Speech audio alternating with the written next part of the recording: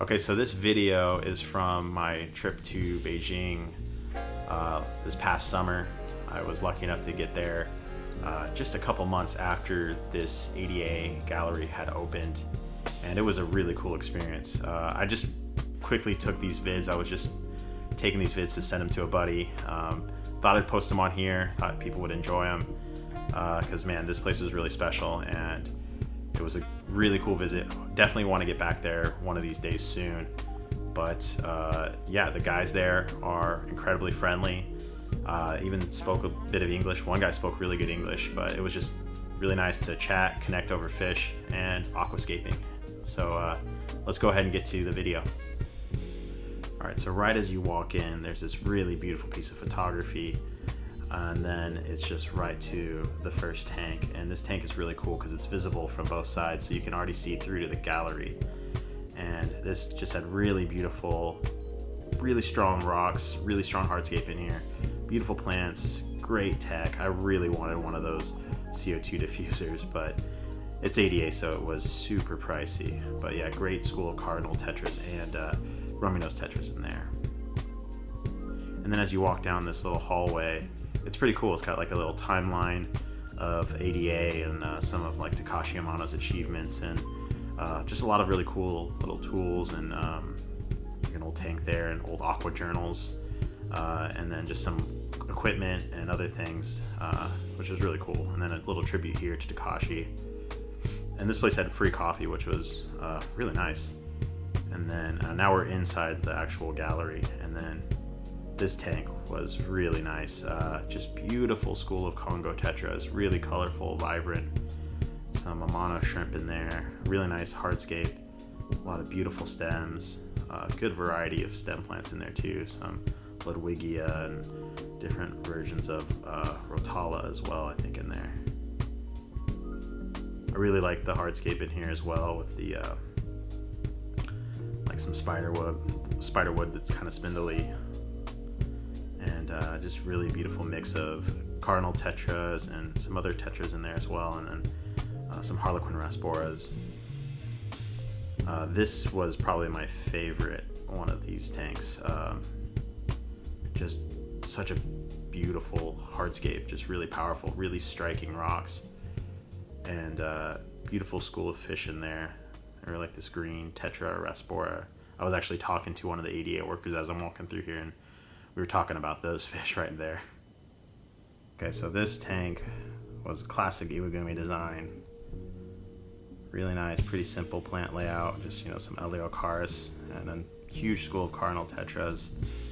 Really like this tank. Got a nice mix of tetras in here, and just I love that back rock wall in there.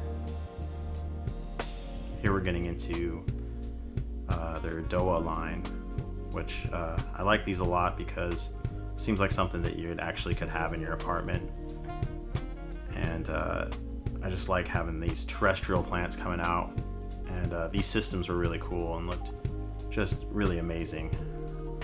And I would love to do one of these. I have not done one of these yet, but definitely something that's on the list.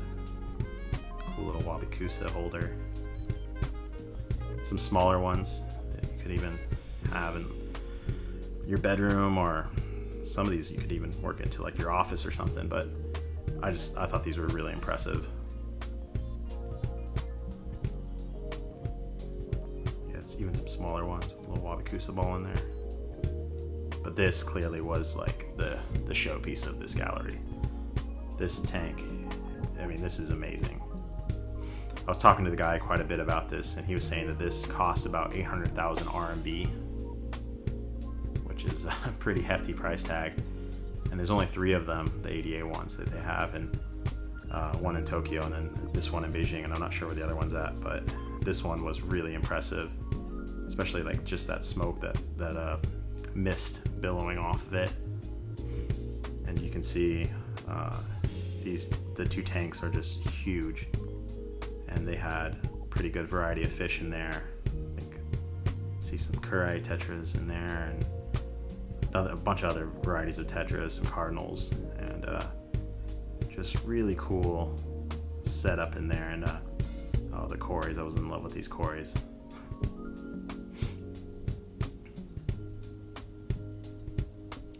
yeah, those lily pads coming out too, that was so cool. Look at all the glass pipes.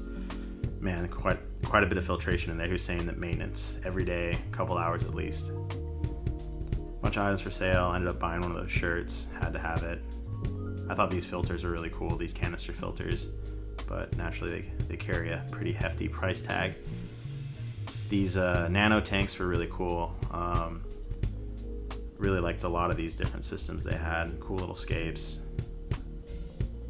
And some other little nano fish in there. I think they had like some, I don't know, maybe like some killifish or something, but yeah, these tanks were really cool. And again, I was walking around with the guy, and he was super helpful. He gave me one of these books, and he chatted with me a bunch all throughout that day, and he actually took me to the back and showed me a little bit of stuff they're working on. And so yeah, I really appreciated that. All the guys here were super nice. These two dudes up here, they were really good guys, and just really eager to talk about fish and aquascaping. This tank was really impressive.